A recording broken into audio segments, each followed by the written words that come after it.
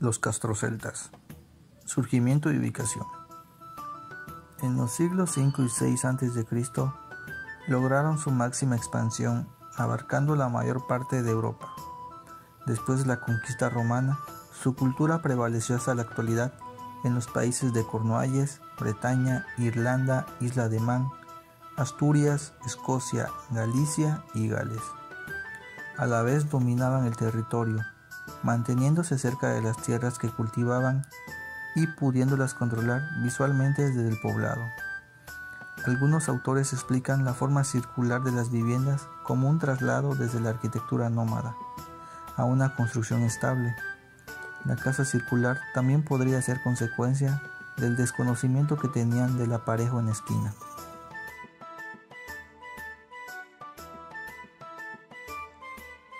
En los castros también se encontraba una gran presencia de cerámicas, vajillas y ánforas.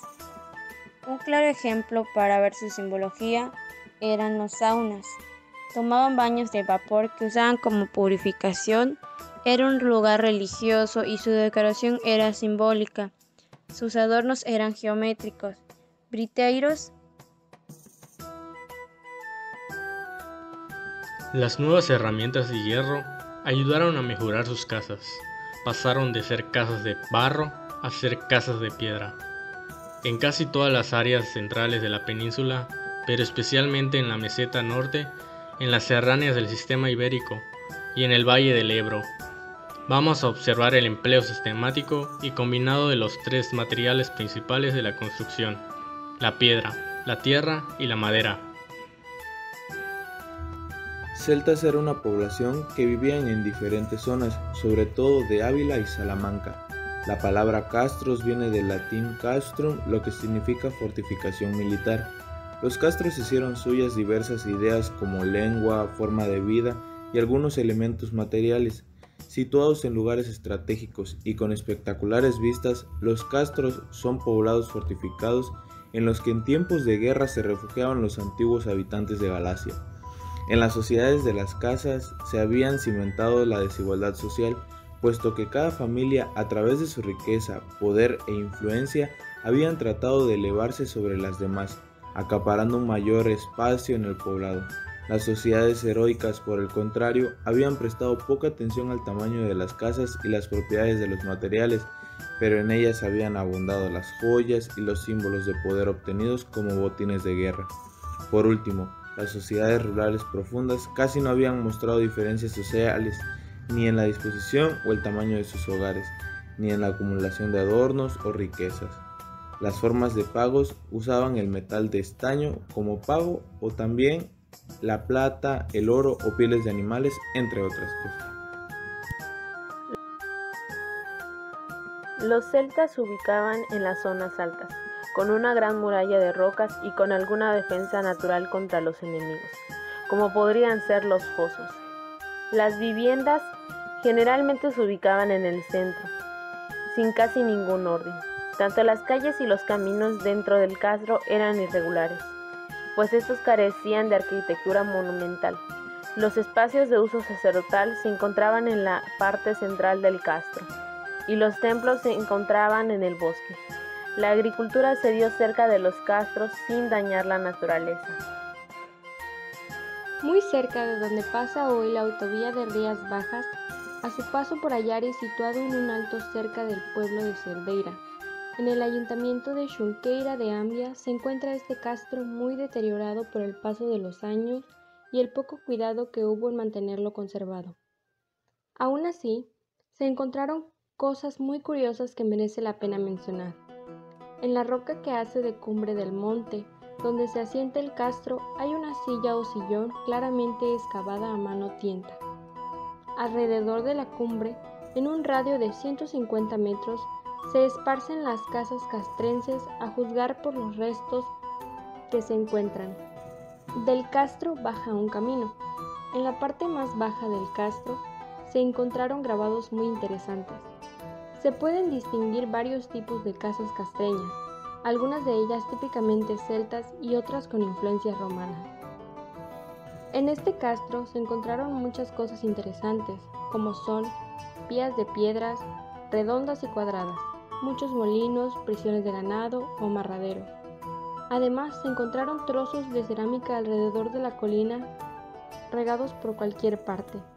También trozos de hierro y restos de clavos, etc.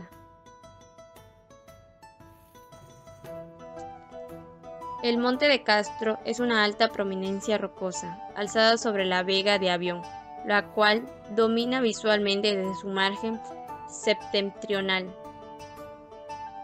A su cumbre se puede acceder por una excelente pista asfaltada que concluye en el mismo recinto, pudiéndose penetrar en su interior cómodamente con cualquier.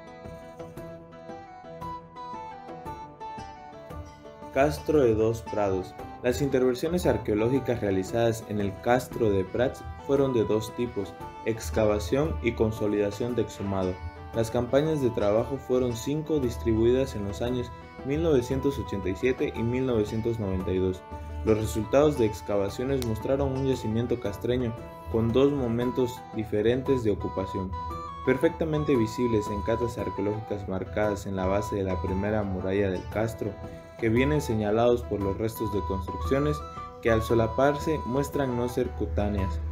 En concreto, eran los restos de un muro de habitación de forma oval o circular y un muro recto que se apoyaba en aquel.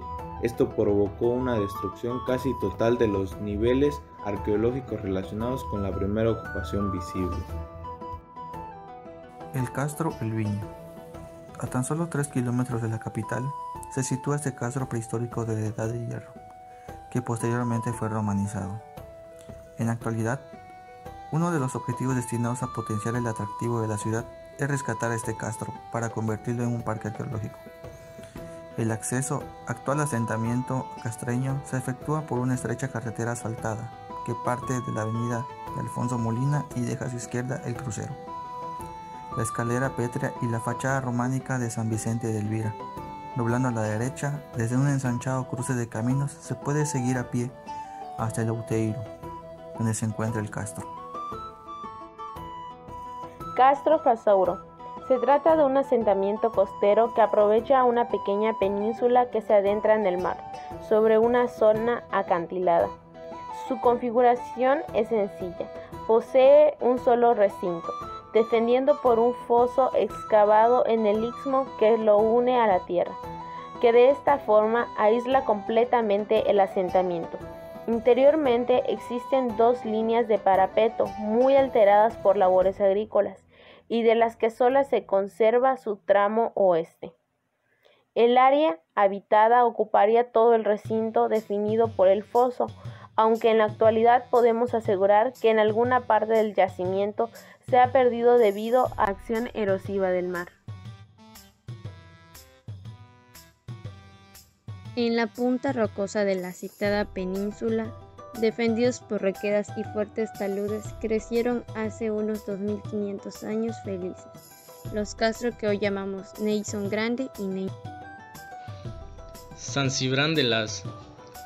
La importancia histórica del yacimiento se vincula con la primera sistematización de cultura castreña realizada por Cuevillas, pero también resulta importante por su gran propia y por ventajosa de conocer su nombre antiguo, Landsbricae, que aparece en una de las 3 inscripciones apreciadas hasta el momento. Santa Tecla. El monte Santa Tecla, de 341 metros de altura, está situado en la desembocadura del río Miño, dentro del término municipal de Aguarda, constituyendo por sí mismo un espacio geográfico de excepcional belleza. Castro de Troña. Mirando por la ladera del monte distinguimos las construcciones castreñas repartidas sobre una superficie aproximadamente de 100 metros cuadrados. La capilla rompe el asentamiento en 2 partes, pues detrás de esta podemos encontrar más restos de castros. Como conclusión final, tenemos que estos materiales, junto con la organización espacial interior del castro, sus construcciones cuadrangulares, circulares, mixtas, grandes y pequeñas, y el propio sistema defensivo, son todas ellas evidencias de un asentamiento continuo y estable que es importante, sobre todo, en época tardorromana o bajo imperial, que sucede a partir de los siglos III o V después de Cristo.